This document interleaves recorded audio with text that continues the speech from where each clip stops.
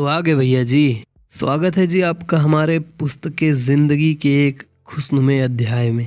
तो जी अभी हम घूम रहे हैं बनारस में और हम यहाँ कैसे पहुँचे उसकी कहानी हम आपको सुनाते हैं जी। तो भैया जी कहानी शुरू होती है 3 मार्च के शाम को, जब मैं और मेरे मित्र बैठ के बातें कर रहे थे और हमारा अचानक में प्लान बनता है कहीं घूमने जाने का। तो चूंकि हम वाराणसी के एक छोटे से गांव में रहते हैं तो हमारा पहला प्रेफरेंस था सारनाथ और बनारस के गंगा घाट पर। यह हमारा पहला ट्रिप होने वाला था, तो हमने सोचा कि क्यों ना हम कुछ लंबा ट्रिप मारे।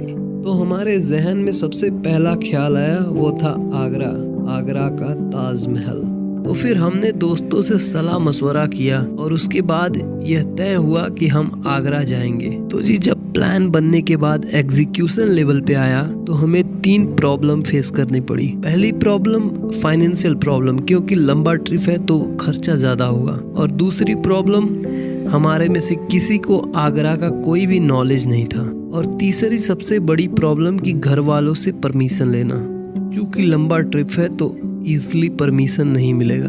हमारे पहले और दूसरे प्रॉब्लम का तो सॉल्यूशन हमने कैसे न कैसे करके जुगाड़ कर लिया, पर जब बात आई तीसरे प्रॉब्लम की, घर वालों से परमिशन की, तो वहाँ हम फेल हो गए और इस वजह से हमारा आगरा वाला प्लान कैंसिल हो गया। चूँकि हमने पूरे गांव में ढिंडोरा पीट दिया था कि हम कहीं घूमने जाने वाले हैं, तो हमारा कहीं ना कहीं जाना तो तय ही था, वरना गांव के दोस्त लोग बहुत चिढ़ाते। तो हमने सोचा क्यों ना अपने पहले वाले प्लान को ही एग्जीक्यूट करें। क्योंकि हम वाराणसी में रहते हैं तो हमारे घर से बनारस 25 से 30 किलोमीटर दूर है, तो हमने ट्रेन से जाना ही प्रेफर किया। तो जी हम निकल गए स्टेशन की तरफ बनारस जाने के लिए। हेलो भैया, अभी टाइम हो रहा है 8:05। अभी तो हम अपने स्टेशन पे हैं और यहाँ से जाएंगे बनारस, वाराणसी से फिर हमारा प्लान है कि हम जाएंगे विश्वनाथ जी का टेम्पल जो नया वाला बना है वहाँ पे जाएंगे। वहाँ से घूमने के बाद हम अन्नपूर्णा देवी जाएंगे, वहाँ पे खाना वाना खाएंगे, फिर आगे की जो भी ट्रिप होगी वो आपको बताएंगे। फ़िलहाल अभी हम वेट कर रहे हैं ट्रेन का।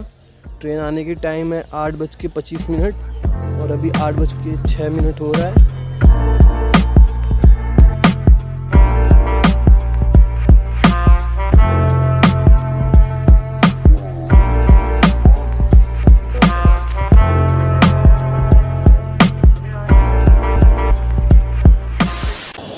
अभी टाइम हो रहा है 9:28 और हम पहुंच चुके हैं वाराणसी। मैं आपको दिखाने की कोशिश करता हूं।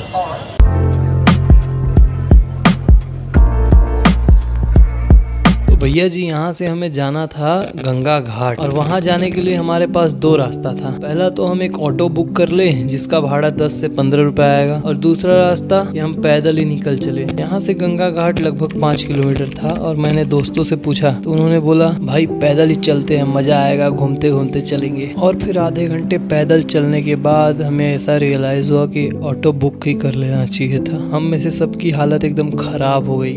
भैया जी मरते मराते हम लोग कैसे कैसे करके गंगा घाट पहुंच गए और यहाँ पे आने के बाद हमें नाव मिला और नाव पे बैठने के बाद जो शांति मिली ना भैया जी, वो हम आपको शब्दों में बयान नहीं कर सकते। और हाँ, एक नोट है आपके लिए, अगर आप लोग भी गंगा घाट पे आ रहे हैं घूमने के लिए, तो अगर आपका बजट टाइट है और आपको नाव से उस पार जाके नहाना है और घूमना भी है घाट नाव पे, तो अप्रोक्सीमेटली 60 से 70 रुपए पर पर्सन लगता है अगर आप बार्गेनिंग करेंगे तो। वरना यहाँ पे लोग मांगेंगे 100 रुपए 150 रुपए घाट घुमाने के और नहलाने के। और क्या था भैया जी, निकल पड़े हम घाट घूमने नाव पे बैठ के।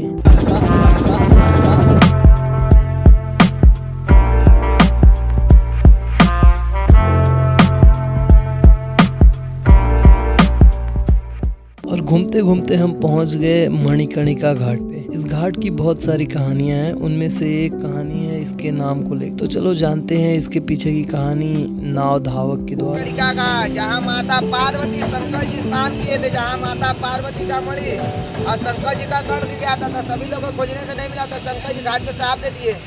जो भी यहाँ इंसान आएगा मरा हुआ आएगा, दूसरा कोई नहीं आएगा। यहाँ पे 300% डेड बॉडी चलती है। यहाँ पे हवा चले, पानी पर से कभी आग बुझना बंद नहीं होती है। अभी इस घाट का नाम क्या है? मणिकर्णिका घाट। फिर घाट घूमने के बाद हमने उस पार जाके नहाया धोया और कुछ फोटोग्राफ्स क्लिक किए। और उसके बाद हमने नए वाले कॉरिडोर पे जाके दर्शन भी किया। उसके बाद गए अन्नपूर्णा देवी, खाना भी खाया और फिर वहाँ पे जाके हमारा अगला डेस्टिनेशन सारनाथ के लिए हमने तैयारी करी, जो कि आपको आने वाले कुछ वीडियो में देखने को मिलेगा। फिलहाल तो मैं जा रहा हूँ कोलकाता, तो अगला 2 वीडियो डायरेक्ट वहीं से। और अगर आपको ये वीडियो बहुत लेट मिल रही है तो इसके पीछे का रीज़न है क्वालिटी। और ये सारी वीडियो शूटिंग से लेके एडिटिंग तक मोबाइल में ही हुई है। और ऐसी एडिटिंग और वीडियो बनाने के लिए मैं इंस्पायर हुआ एडिटर भाई साहब के एक वीडियो से। थैंक यू एडिटर भाई साहब, आपने मुझे रास्ता दिखाया। बाकी बस इस वीडियो में इतना ही भैया जी। अगर आप लोग यूपी से हैं या फिर कहीं से भी देख रहे हैं इस वीडियो को तो प्लीज़ जी सब्सक्राइब करिएगा और लाइक करिएगा इस वीडियो को। बहुत मेहनत करा है मैंने, तो जुड़ जाइए भैया जी हमारे साथ, हमारे ज़िंदगी के कुछ अनमोल पलों को साथ में जीने के लिए। बाकी बस आज की कहानी यहीं तक, फिर मिलेंगे आपको किसी और कहानी में। Bye bye.